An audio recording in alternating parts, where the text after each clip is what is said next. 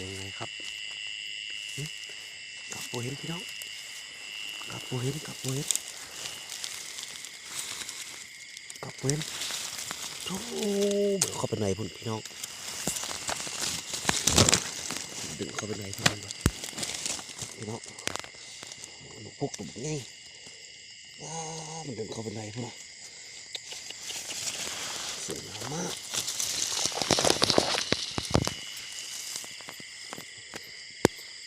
พี่น้องกลับโอ้ตุ่มง่ายยอดสบายดีพ่อแม่พี่น้องพบกับบรรยากาศยามแรงนะสวยๆงามธรรมชาติวันนี้จะพาพ่อแม่พี่น้องมาใส่บวงหนู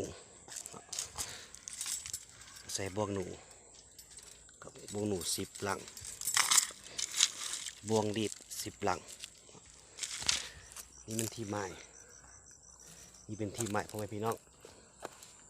เลาะใส่ตามภูสะเนาะเป็นปลาเบนมาเลาะเบิ่งเห็นขวายอยู่พ่อแม่น้องขวายหนูพุกเบิ่งกันนี่เป็นขวายหนูพุกพ่อแม่พี่น้องเป็นขวดใหญ่ให้ใหญ่ว่าขวายเป็นก้อนแบบใหญ่เนาะ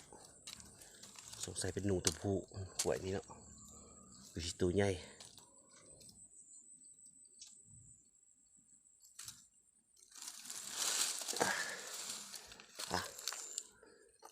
นี่แม่นสถานที่เนาะที่หมายบอนไซหนุ่มเราจะเลาะไปพูดเนาะครูสาวขออนุญาตพ่อแม่พี่น้องเด้อขอใส่บวงหนูกับหนูก่อนเด้อตอนแรงแม่ก็มงมายำกันเนาะว่าสิได้ตู่หรือบ่เอาที่ตามชมตอนต่อไปสบายดีพ่อแม่พี่น้องถึงเวลาเนาะมายำบวงหนูกับหนูเนาะตอนนี้ประมาณ8 โมงอย่างเนาะถึงที่หมายแล้วติดตามกันเนาะจะมีตู่หรือบ่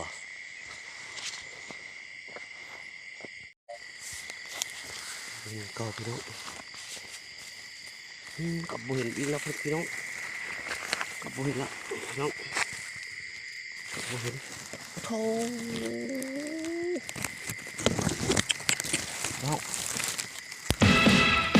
ว้าวพี่น้อง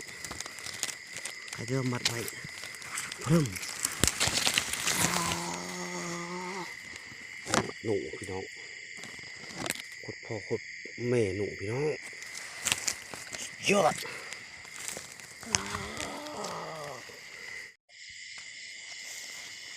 เรียบร้อยพี่น้อง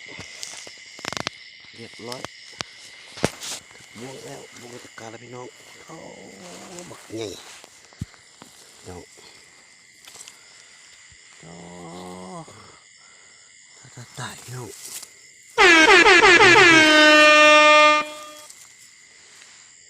บวงดีเนาะคันทึกบวงกระเทยนี่คือสิบตายพี่น้อง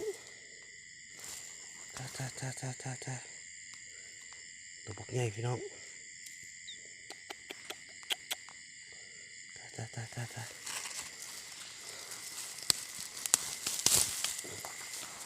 เรียบร้อย1 แต้มร้อยขันแต่ว่าเนาะ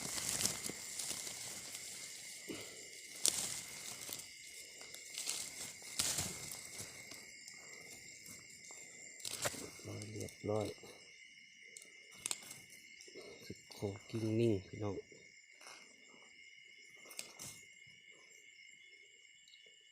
โคกิ้งนิ่งได้มาช้าเนาะ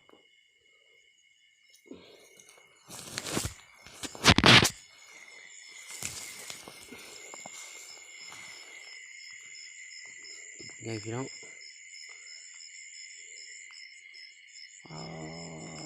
ยอด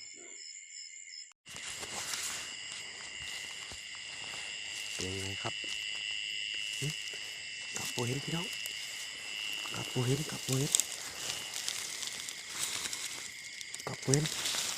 โธ่ โอ้เดี๋ยวเข้าไปในพุ่นพี่น้องดึงเข้าไปในพี่น้องพี่น้องพวกตุ่มไงมันดึงเข้าไปในพุ่นสวยงามมาก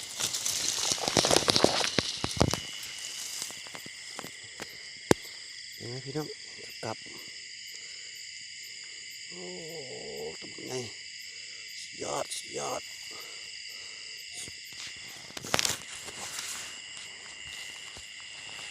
ยังไงครับกลับโบเห็นพี่น้องกลับโบเห็นกลับโบเห็นกลับโบเห็นโอ้เดี๋ยวเข้าไปในพุ่นพี่น้องดึงเข้าไปในพี่น้องพี่น้องพวกตุ่มไงมันดึงเข้าไปในพุ่นสวยงามมาก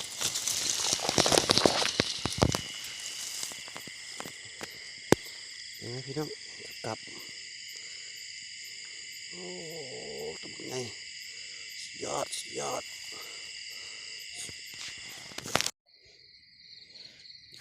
พบกันอีกแล้วพี่น้องหลังจากไปยามบ่วงมาเนาะยามบ่วงยามกลับมาประมาณยามส่งเที่ยวบุบเบิดซ้ำเนาะยันไปกวนหนูยันมันแห่เนาะได้4 แต้มพี่น้อง4 แต้ม2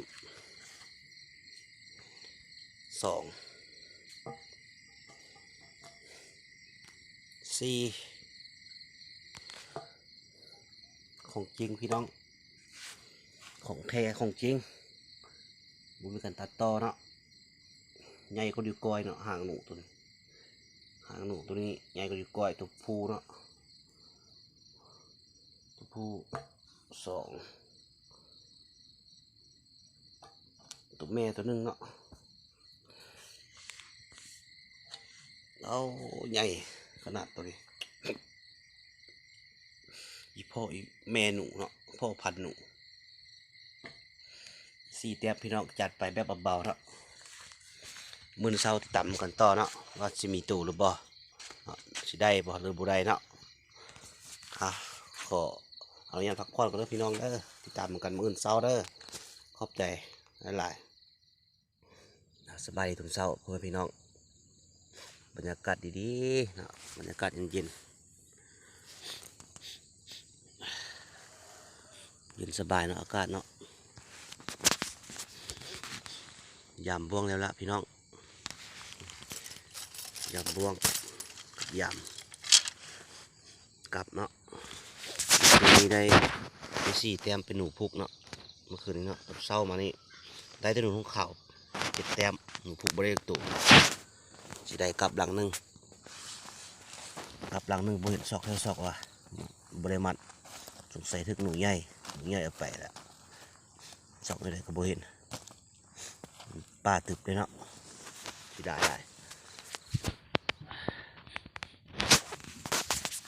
บรรยากาศที่ใหม่วันเมื่อคืนนี้เลาะตามคูสะหนูเขาหลายพี่น้องหนูพุกบริเวณตัวเลยทนเช้าเนาะเป็นสิได้กลับหลังหนึ่งบ่เห็น